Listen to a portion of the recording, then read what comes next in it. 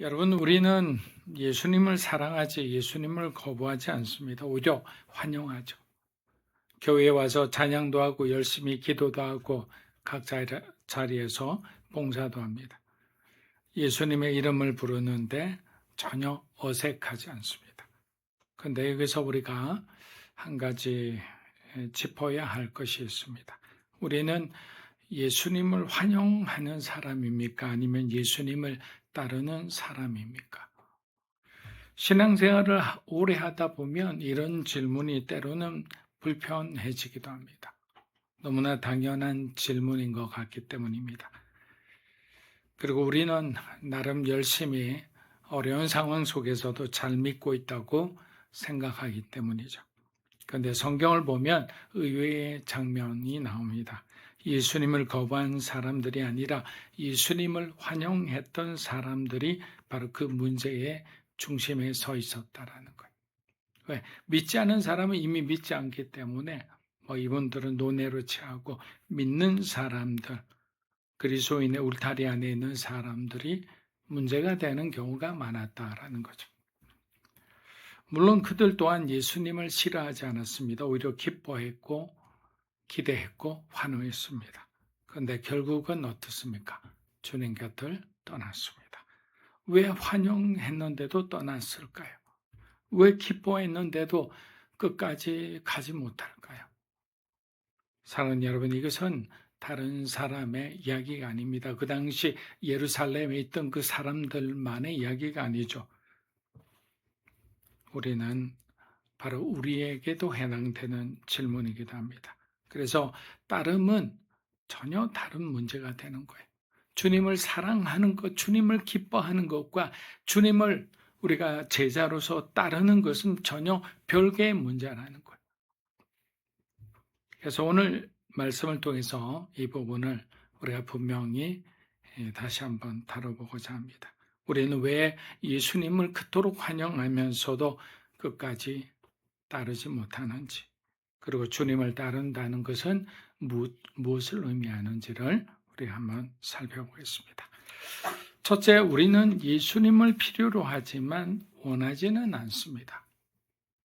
무슨 말인지 잘 모르겠습니다. 그러나 이 말은 예수님을 환영하지 않지만 따르지 않는 이유가 생각보다 더 단순하고 의외로 우리의 삶 가운데, 우리의 선택 가운데 많이 있다라는 거죠. 우리는 예수님을 주님으로 원하는 것뿐만 아니라 내 삶에 필요한 분으로 생각하기 때문에. 근데 어쩔 땐 이게 더 역전이 될 때가 있어요. 주님을 정말 내가 사랑하고 나의 구세주로서 정말 우리의 삶의 중심에 모시고 어떤 상황과 환경에서도 우리의 그 중심이 변하지 않는다면 칭찬받아 마땅할 겁니다.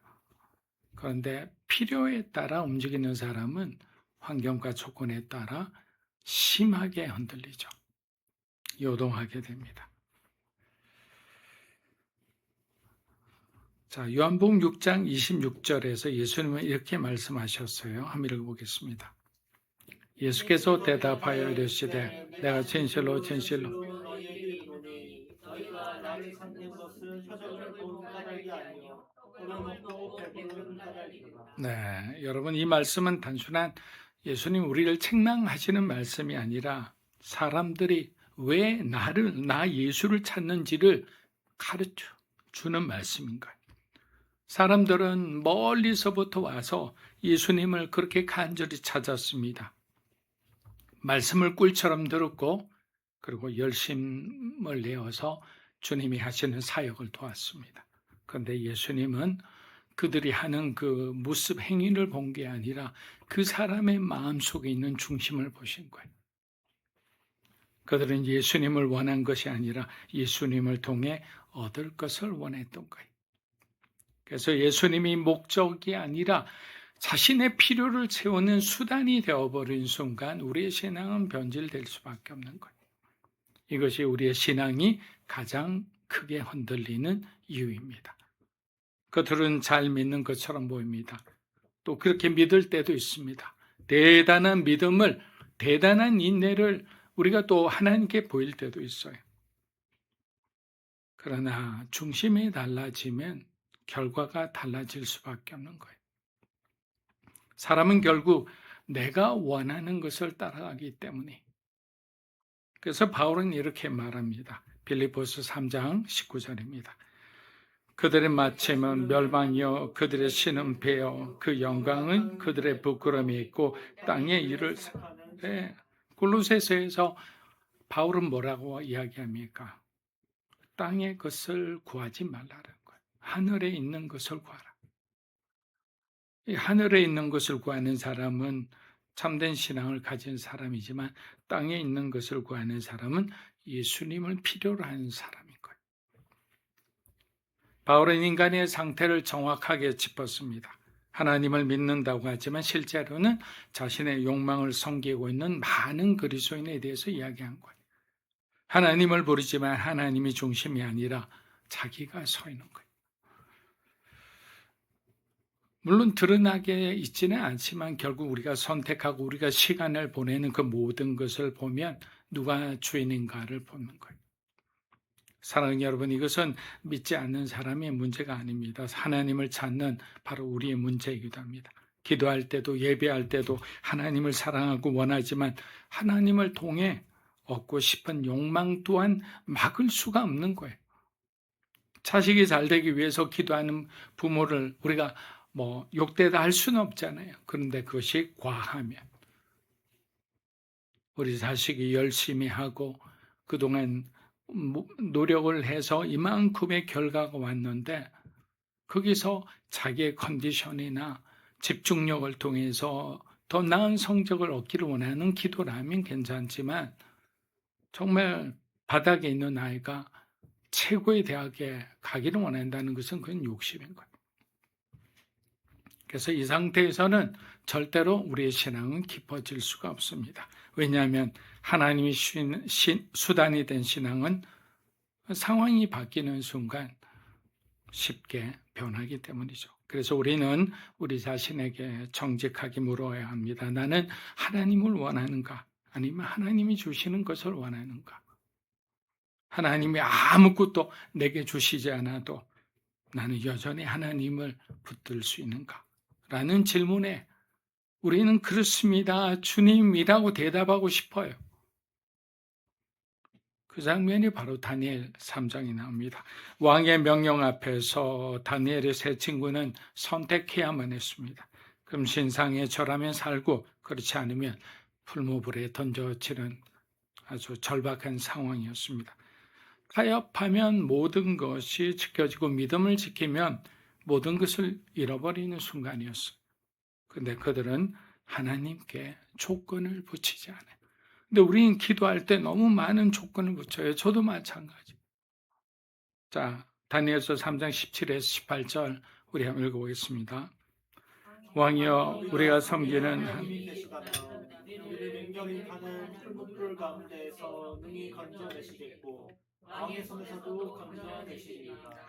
그렇게 왕이여 우리가 왕의 신들을 섬기지도 않고 금신상에도 절하지 아니할 줄을 아옵소서. 사랑하는 여러분, 이 고백은 어떤 그들의 절박함에서 나온 말이 아니라 하나님만 바라보는 사람에게서만 나오는 고백인 거예요.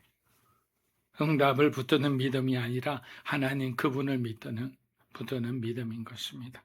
살려주셔서 믿는 것이 아니라 살려주시지 않아도 흔들리지 않는 믿음인 거예요. 예수님은 우리의 필요를 채워주시는 분이시지만 그것이 목적이 아니라는 거예요. 우리의 영혼을 하나님께로 돌이키기 위해 예수님이 오셨지 우리가 필요로 하고 우리가 부자되고 우리가 건강하고 어떤 보여지는 것을 위해서 오신 것은 아니다. 구원하셨기 때문에 그리스도인들이 기왕이면 잘되고 풍족해서 다른 사람들에게 그 물질과 부와 재능이 흘러가게 하기 위함이죠. 근데 이 사실을 놓치면 우리는 예수님을 믿는다고 말하면서 그 무리들, 그 제자들처럼 끝까지 따르지 못하고 계속 머뭇거리는 거예요. 너희가 언제까지 머뭇하려느냐라는 예수님의 말씀이 때로는 우리 가슴을 찌르기도 하는 거예요. 내가 어느 정도 정한 헌신이 있어요. 기왕이면 환경이 좋은 선교지로 가고 싶어요. 근데 정말 열악하고 위험한 곳으로 보내신다면 우리는 그 부르심을 스스로 다시 생각하게 되는 거예요. 이것이 뭐냐? 예수님을 필요로 하는 신앙인 거예요. 둘째, 우리는 예수님을 환영하지만 앞서 말씀드린 것처럼 조건을 붙입니다. 사랑하는 여러분, 우리가 예수님을 필요로만 하는 신앙에 머물면 그 다음에 자연스럽게 따라 나오는 것이 바로 조건인 거예요. 이 조건, 저런 조건을 계속되면서 결국 어떻게 됩니까? 불평하게 되는 거예요. 근심하고 염려하게 되는 거예요. 하나님, 다윗에게 해주셨듯이 저에게도 이 정도는 해주셔야 하는 거 아닙니까? 그동안 제가 주님을 위해서 얼마나 헌신했고 아들, 딸들이 희생할 정도로 선교지에서 그렇게 고생하고 교회에서 핍박받으면서도 복음을 지키기 위해서 이렇게 헌신했는데 하나님 왜 외면하십니까? 왜 이 지금의 환경에서 그대로 내버려 두십니까? 라고 그렇게 말하는 분들도 있죠. 그것이 우리라고 생각하지만 그래서 이런 어떤 얘기를 자꾸 읍수하는 것은 우리의 기준 안에서 예수님을 자꾸 이해하고 받아들이려고 하는 거예요. 그래서 예수님을 따르는 것이 아니라 내가 허락한 범위 안에서만 받아들이게 되는 거예요. 성경은 이 부분을 이렇게 말합니다. 마태복음 16장 24절 읽어보겠습니다. 이에 예수께서 제자들을 이르시되 누구든지 자기를 부인하고 그렇죠. 뭘 원하지 말라라는 거예요. 내가 알아서 줄 거라는 거예요. 예수님은 따름의 기준을 분명히 말씀하셨어요. 자기를 부인하고 자기 십자가를 지고 나를 따르라. 가장 어려운 것들을 우리에게 기준으로 제시하셨어요. 그런데 우리는 이 말씀을 들을 때는 아멘 합니다. 그렇게 하기를 원합니다. 주님. 그러나 실제 우리의 삶 속에서 다니엘의 세 친구와 같은 상황이 오면 슬며시 우리는 선을 걷기 시작하는 거예요. 하나님 여기까지만 따르겠습니다. 제 능력 바뀝니다. 이 부분은 절대로 내가 내려놓을 수 없습니다. 시간이 갈수록 환경이 바뀔수록 우리의 기준은 점점 높아만 갑니다. 그래서 오랫동안 교회를 다녀도 신앙이 깊어지지를 않는 거예요. 목사가 되어도 선교사가 되어도 장로가 되어도 안수 집사가 되어도 변하지는 않는 거예요. 그래서 신방을 해보면 어떤 수는 정말 너무나 은혜로워요. 서로가 서로를 섬기고 정말 천국에 온 것 같아요. 그런데 섬기지 않고 권위적인 그런 어떤 수는 사람들이 눈치만 보게 되는 거예요. 왜냐하면 그 모임의 주인조차 예수님이 아니라 그 순장이 주인이기 때문에 우리 집에 사니까 교회에서 내가 순장이라는 큰 직책을 주었으니 그 역할을 내가 잘해야 하지 않는 그 마음에 내가 주인이 되는 그런 잘못된 행동을 하게 되는 거예요. 그러다 보면 여러분 어느 순간에는 반드시 여러분이 하나님과 충돌하는 시간이 있어요. 그래서 뭐냐면 예수님이 내 뜻과 다른 길로 이끄실 때 때로는 내가 내려놓고 싶지 않은 것을 자꾸만 건드리실 때 그때 우리는 숨겨진 우리의 신앙이 드러나게 되는 거예요. 실체가 드러나는 거죠. 근데 성경은 이 지점에서 우리를 탓하거나 몰아붙이기보다 한 장면을 보여줍니다. 종려주일의 장면인 거예요. 사람들이 종려나무 가지를 흔들며 호산나 호산나 하며 예수님을 향해 나아갑니다. 어떤 사람을 왕으로 생각했고 어떤 사람은 선지자로 생각했고 어떤 사람은 메시아일지도 모른다고 생각했습니다. 그들의 환호는 여러분 거짓이 아니었습니다. 그 순간만큼은 분명 진심이었습니다. 그런데 그 환호 안에는 아직 그들이 이해하지 못한 완성되지 못한 이해가 있었어요. 언더스탠딩이라는 거예요. 예수님이 누구신지 어떤 길로 가시는지 제자들도 완전히 알지 못했던 거예요. 왜? 성령을 받지 못했으니까.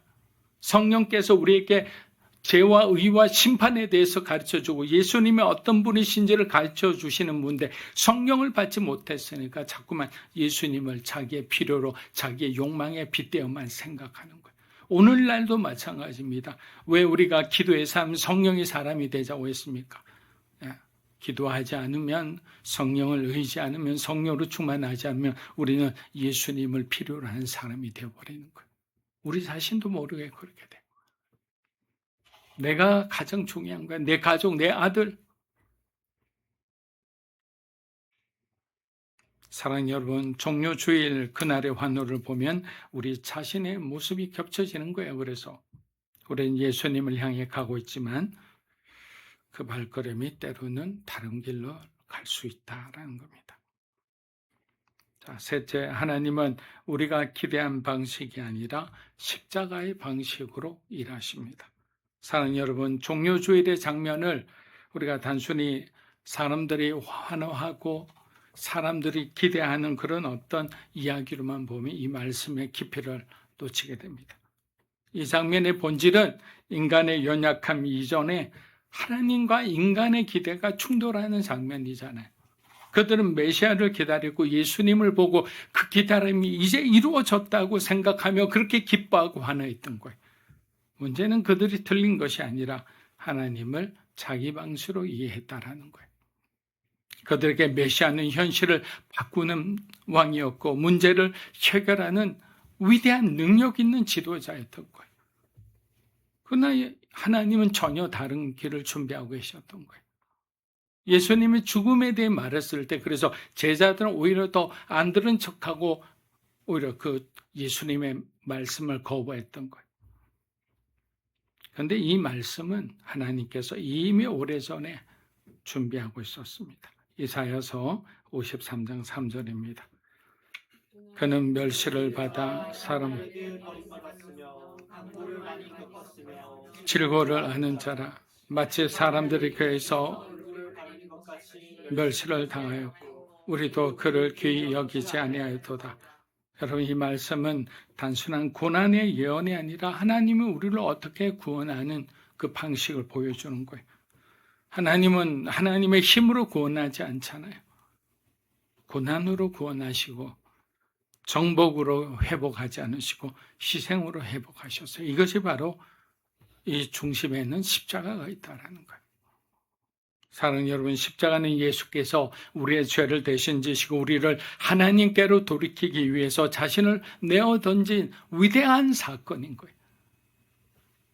우리가 하나님을 찾지도 않고 죄만 짓고 희망이 없어 살아가던 그 상황 속에서 에베소서 말씀처럼 하나님이 우리를 먼저 사랑하셔서 우리를 죄 가운데 구원하시기 위해 십자가로 올라가셨다라는 거예요.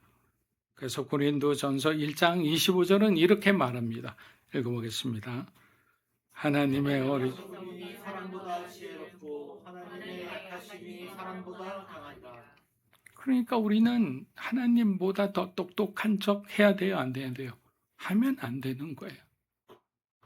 내가 더 하나님보다 더 많이 아는 척, 마치 베드로처럼 예수님이 말씀하시면 업으로서의 그 수십 년의 경험을 내려놓을 수 있어야 하는 거예요. 그래야 기적을 보고요. 그래야 하나님께서 새로운 삶의 길로 인도해 주시는데 끝까지 베드로가 자신의 경력과 자신의 경험과 자신의 실력을 믿었다면 베드로는 주님의 제자가 되지 못했을 수도 있습니다.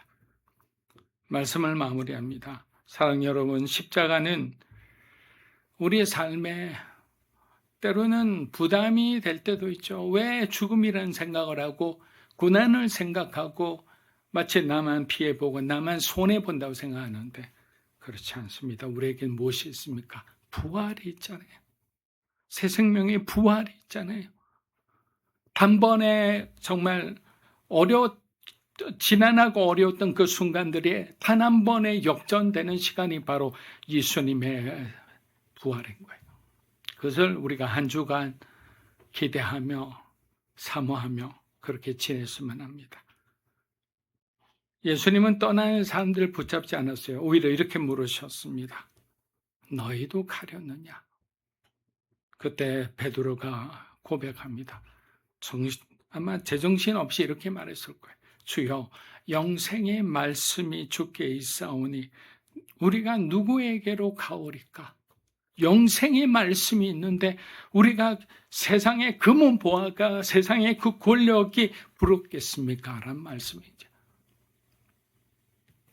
요한복음 6장 68절의 고백은 인간의 이해를 넘어선 결단입니다. 비록 이 길이 쉽지 않고 이 길이 내가 기대하고 내가 원하는 길이 아니지만 이 길이 주님의 길이기 때문에 떠날 수 없고 또 그 길을 끝까지 지켜야 한다는 게 이것이 바로 진정한 따름이고 순종이라는 거예요.